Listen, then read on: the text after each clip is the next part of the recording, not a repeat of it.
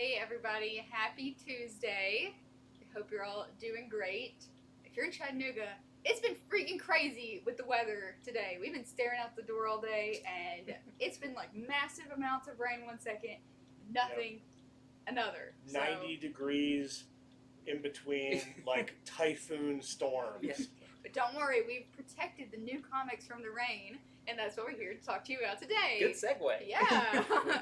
My name's Megan. This is Andy and Jason, and we all work together at a happy little place called Infinity Flux. And I'll let one of you guys talk about what this show is. What's this Tuesday show we're doing? So this is the show where we get our comics in on Tuesday, and we take a break.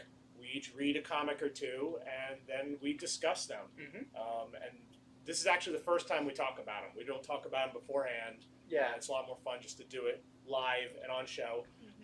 So I'm interested. For instance, Megan's read Batman '93. Yes. Andy's read Green Lantern 80th, and I read a new little indie book called Sleeping Beauties, and that's what we'll be talking about today. In addition, we'll tell you about some other comics that are available. We will remain spoiler free though. Yeah, Yeah. right. Good point. Yeah. We When won't it tell you comes- all the details. When it comes to Batman, it's like, every issue has some I big something know. in it. Yes. So I'm going to share our video out to a couple groups real quick, and if you guys are hopping on, we would really appreciate you doing the same. All of the DC comics we talk about today are actually on sale today. They are on sale on Tuesdays. So if you pull Batman, it's in your pull box, and it's also on the shelf. While supplies last on the shelf, so if you guys are interested in setting up a pull list with us, send us a direct message, or even just let us know in the comments, whatever, come by. We can ship all over the country and give you comics in the store as well. You know, with the DC Comics arriving and on sale on Tuesdays, we've gotten to learn who, like, the really die-hard DC Yeah, fans are. Yeah. Right. Because they've been showing up. They've been like, Yeah. Tuesday, where's my Batman? Especially Batman. Yeah. Who's hardcore DC, and then subcategory, who is extremely hardcore Batman. Yes. Yeah. Who get there before us. Yeah, so if you guys are getting on, also, you can comment, let us know what you've been reading, what you're excited about reading. We definitely want to hear from you. This is the fun of coming to a comic shop or owning one or working at one, that you get to talk about the stuff, and that's what Tuesdays are for. It's more of a relaxed show where we talk about what's come out, so. Who wants to go I'm still first? sharing. Okay, then we'll probably say Batman for last. Keep people on the hook. Okay, yeah. Why don't you start? I mean, Yeah. Green Lantern 80th. Green Lantern that's a good one. 80th, they've been doing these 80th anniversary. I guess we finally hit the year where it's like, this is the year 80 years ago Flash came out. This is... So Right. we've been getting a lot of the 80th. What was the last one? Joker, I believe, was Correct. the last Yep, one. Joker's 80th. So they've been doing these, and they've been doing them really well. The like lineup of creators they got in. They're a bunch of short stories, like top tier creators. What's cool about this one is, you know, with like the Joker one, every story is about Joker. Right. What's interesting with this is we've had a lot of different Green Lanterns over the past 80 years. This one highlights, it starts all the way back at Alan Scott. I was going to ask if, I was like, surely they got some I Golden love Age, Alan Scott, Alan Scott in there. as a Green Lantern, even though he's kind of tangentially, his Green Lantern is a different Green Lantern than everybody else's. Right, yes. But we have Alan Scott, Hal Jordan, John Stewart, Kyle Rayner, Guy Gardner, Jessica Cruz, Simon Baz. I'm trying to think of... I mean, the Kilowog makes an appearance. You've got the whole gamut of Green Lanterns. And it's really cool. And it does them, I believe, in order that they came out, because Alan Scott's the first story in there. But you've got big names in it, like who, it's crazy, recently passed, Denny O'Neil has a story in here Wow. with Mike Grell doing the art. And Mike Grell, of course, goes back to that pivotal like Green Lantern, Green Arrow series, everything, like it. Big deal. So really cool. And Green Arrow does appear in that story. And the stories are very much about what makes each of these lanterns unique, a kind of a refresher on who they are. So I really enjoyed it. I was a little behind on Green Lantern, but that's like the first book that got me back into reading comics was Blackest Night, which was a big Green Lantern event at DC. I was going to ask if they had anything about that, like the different color lanterns. I want to say they're kind of alluded to, but this is definitely Green Lantern centric. Okay. I think someone may make a construct of a lot of characters, and I believe there's some of the lanterns in there. That's our cuckoo that's clock. A good question, cuckoo clock. But yeah, I really enjoyed this. If you're a Green Lantern fan, or if you're new to Green Lantern and you want to find out who all these characters are, especially some of the new ones, like Jessica Cruz and Simon Baz. Especially, I really like Jessica Cruz, her story in here. I like her as a character a lot, but that one's really good. So yeah, I really liked it. Plus, between the stories, there's some like original art done by other big creators, just like single page pieces that are really neat. That's got to be one of Denny O'Neil's last. I'm wondering if maybe he's done another story in some anthology, but for as far as I know, this is, yeah. They don't write them super far out. So that guy was legendary. I'm really glad that they were able to get a story of his in there. Yeah, it was very classic. If you're a classic Green Lantern fan, that Jon Stewart, Hal Jordan time frame where they were the Green Lanterns with Green Arrow and that all that, really good story there. Which features the Clock King, which not enough stories with the Clock King. And did you talk? I may have missed it when I was sharing. Did you talk about the Decades variants? No, there are. So this is the A cover, which I'll hold it up. 100 pages. 100 pages. So you've got all the lanterns on that one. Let's see. Who is this cover by? This is the main cover. Liam Sharp did A cover. I personally got the Blackest Night cover, which was, I believe, the 2010s. They've done these like they did the Joker and all those, where there's like I believe it starts 1940s up through the 2010s. Like 2010 is Jim Lee, so 2000s is Ivan Rice with like all the Blackest Night characters, Superboy Prime and stuff. So, but there's basically a cover for whoever your favorite lantern is. Cool.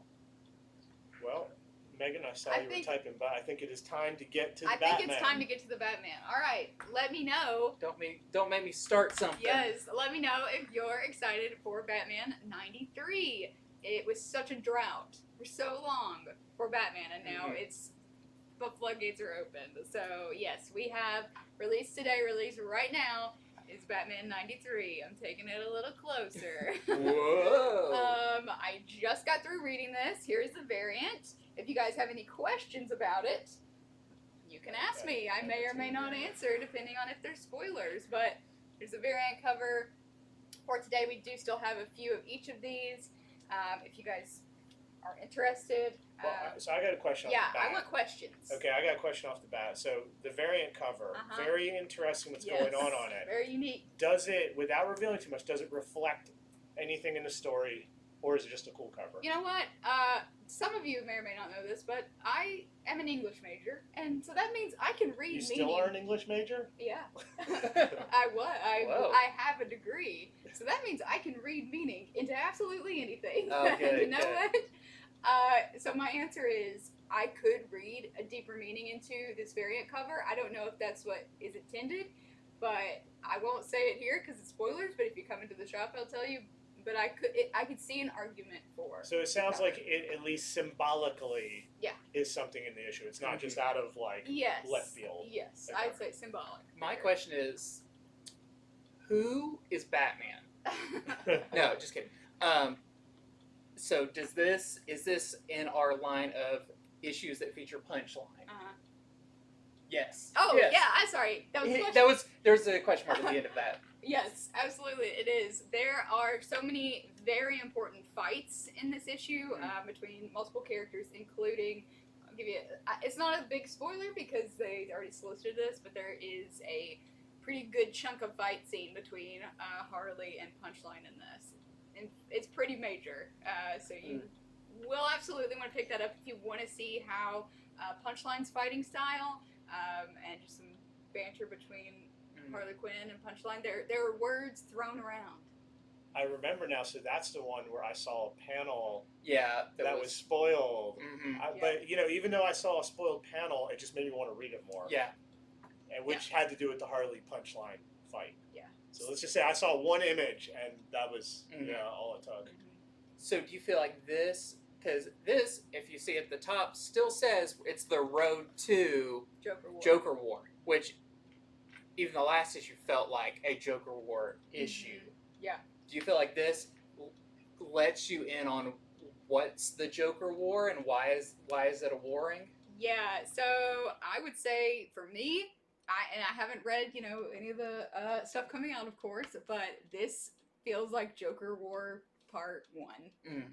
So cameo Joker War.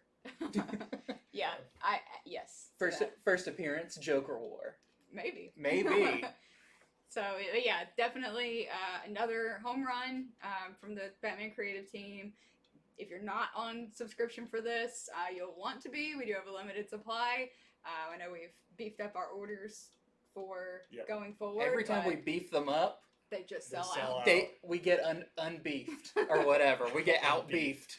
People, I mean, come off that we've never seen before come in and get their issue because this is making waves across. Yeah.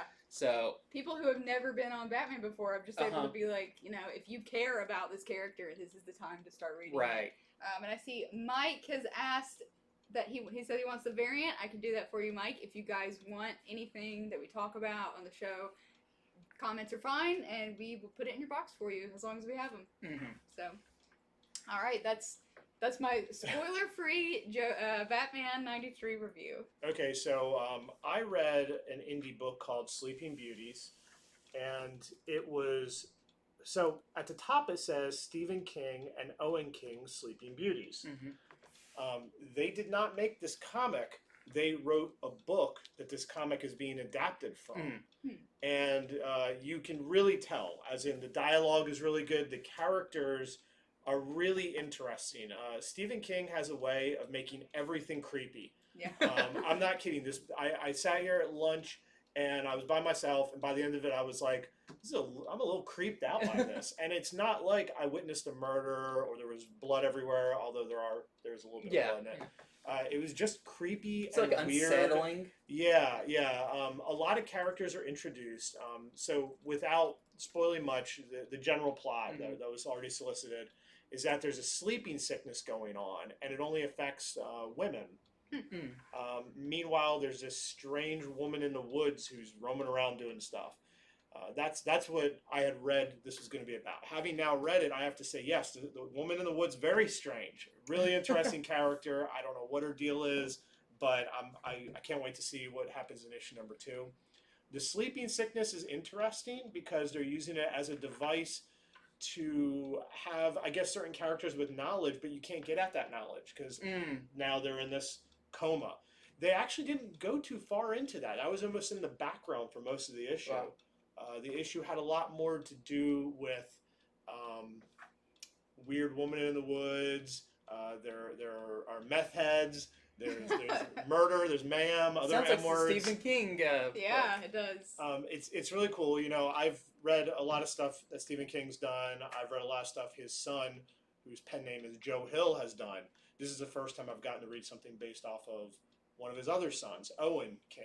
And I think that just creativity is just brimming in that family. In the King bloodline. Yeah. And so, when I got to the end of the comic, I looked up the people who adapted it. It's Rio Yours and Allison Sampson. I'm not familiar with their stuff, but I'm guessing that they, went to IDW and was, they loved that work, Sleeping Beauties, and just thought it would make a good comic. Yeah. So far, I think so.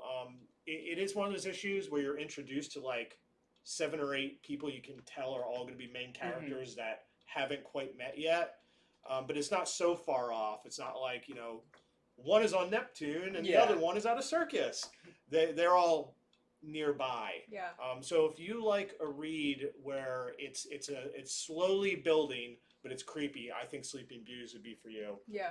if you're a fan of like the Hill House, Joe Hill Mhm. books right now at DC that they're doing for the Black this Label, would it's fit in perfect Cool. Yeah. with those. Okay. Actually, That's now a you really mention it. good point. So. Maybe IDW snatched one away from DC It's Black like you got them Label. all. You got all of them. You got Joe Hill. Let's have Owen. Yeah.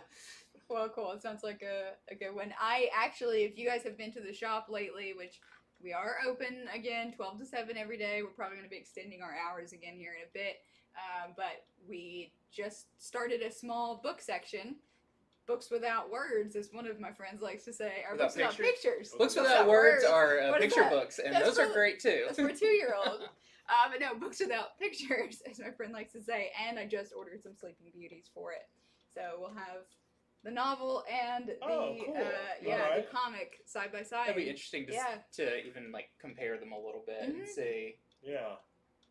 Cool. Well, that's not the only stuff that came out this week. We just wanted to feature a few things. Yeah, those are the ones that we took a break and we all just, But read wait, them. there's more. There's more. We impromptu just want to show off for a second some of the stuff coming out tomorrow. So we showed you DC is out today. So Green Lantern and Batman. But I just wanted to show off some stuff I'm excited for that is also on the shelves. You can get it tomorrow. This is That Texas Blood. We have a lot of criminal fans. That's the Phillips stuff. Yeah, so this is Jacob Phillips, who is the colorist on Ed Brubaker, Sean Phillips' Yeah. works. Mhm. And that's his brother. So Jacob Phillips, Sean Phillips' brother. So he's created his own series. This is a new Image series. I'm super excited to read it. I think this is the one, if you guys have watched our show a while back, that starts with a casserole dish situation. Oh yeah, Okay. this Gone. is the infamous casserole comic. Gone awry. So that's out tomorrow. Another indie book that's out, which I am shocked. This is $3.99. I thought you told me it was cheaper earlier, but this is Bleed Them Dry. This is a futuristic vampire tale. I think we talked about that on one of our previous We shows have, too. Yeah. So we'll just go down the line, show you guys some stuff. I'll show you what I got, and they are very similar. I'm wearing a Star Wars shirt. Star Wars is that works out so is my first true love. So we have Star Wars Adventures: The Clone Wars, and this is, if you've read any of the like Star Wars Adventures books, they're kind of an all age take on like kind of short stories. They're usually pretty self-contained. But these are put out by IDW, even though Marvel has the Star Wars license. IDW does these all-age ones, but just because they're all-age doesn't mean they're kiddish. This is very much like if you enjoy the Clone Wars TV show, especially the one that just ended on Disney Plus, you will definitely want to read this. Delves into a lot of the stuff with the clones, and then the other one, which is a series I've been waiting for issue 3 to come out for a long time. Me too. Because this is awesome. It is Star Wars Bounty Hunters, number 3. We have that great, what's his name that did Batman Damn? Azarello? No, the artist. Anyways, he usually works at DC. I can't think of his name at the moment. But it's great. Awesome take on Bosk on the cover. And this, I feel like this is something people have asked for a long time from Star Wars, is something that is bounty hunters based. That's like, other than Jedi, like the next most popular thing are bounty hunters, Boba Fett and Bosk and Dengar and all of them. And this is really cool because it just focuses on them. They're all going after the same bounty. And you kind of see that, if you like The Mandalorian, that kind of the seedier underworld, like the Jedi, it's all pristine and everything, but with this, it is a bit darker, a bit more cutthroat. So, yeah. If you're not reading Star Wars Bounty Hunters, you're crazy, because it's really, and a Star Wars fan, it's really, really good. And I think it's supposed to, after this initial story arc, go on to like another story arc where they're going to have more bounty hunters in it. Like this one doesn't have IG-88, but I think they're going to have one with him in it. So, yeah, if you're a Star Wars fan, there's a couple of good things this week. I'm showing off some traditional superhero Marvel books, starting with Empire Avengers number 0. So this is sort of the road to Empire. So I got to read Empire #1 already. Yeah, you did. We I forgot. retailers, sometimes they let us read advanced copies. And I think this is going to answer some questions that I had about the #1, because without spoiling anything, in Empire #1, the Avengers it starts with them on the moon, and you don't kind of know how they know to be How there. they got there. Yeah, and so I expect when I read this, it's going to tell me all about that. So if you're interested in getting involved with Marvel's latest sort of big event with the Avengers and the Fantastic Four, that's a good pickup. Al Ewan's writing it. He wrote that one too. So this is from the series of one-shots they've been doing called Marvel Snapshots. This one's all about Captain America. It has an awesome Alex Ross cover. I think it's pretty cool when Marvel does these, because it's sort of like they'll have one on Wolverine. All the Wolverine fans get this nice little one-shot that they choose a team that does it. And when you put Alex Ross on the cover, that means you care about a book. And lastly, Thor #5 Been waiting by on that. Donny Cates. Yeah, so he doesn't just write good Venom. His Thor run has also been really cool. I mean, when you take Thor and you make him the Herald of Galactus, something That's a great selling incredible point. is going on. Yeah, one of our best sellers around here for sure. So, all right. Well, we have been buying collections like crazy lately. Yeah. So, we started our show a little later than we normally do on Tuesdays. It was an extra busy Tuesday. Yeah, but this gives us a unique opportunity to ask you guys what is the best time for you. If you are if you like our Tuesday shows, let us know what time you like to get this info. They pretty much happen right now when we have a chance to take a break and read the comics. We were honest at the beginning when we say we took a break and read this, and that break happens at random times during the day. Yeah, I mean, Megan, you finished reading Batman, Like, and then right 10 minutes before later we we go. started the show. So that's why I was like, give me questions. Yeah. It's fresh. Yeah. So anyway, we really appreciate you guys watching. We appreciate you loving comics like we do, and there's so much exciting stuff, and it's an exciting time to come read and pick up the things that you love.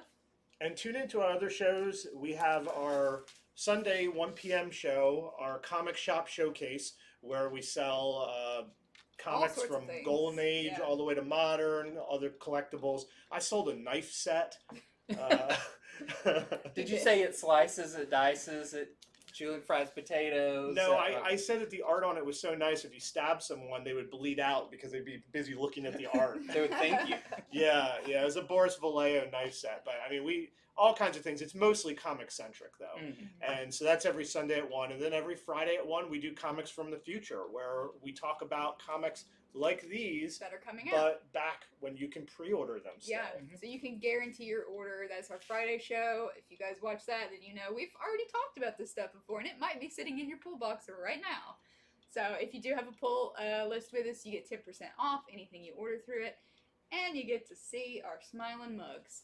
So This is Lee Bermejo. I remembered his name. Bermejo. and he Bermejo. knows stuff. He knows I just had to stuff. think for a second. Yeah. All right. Well, thank you all for joining us, and we hope to see you in the store, or if not, shoot us a message online. All right. Have a great week. Bye.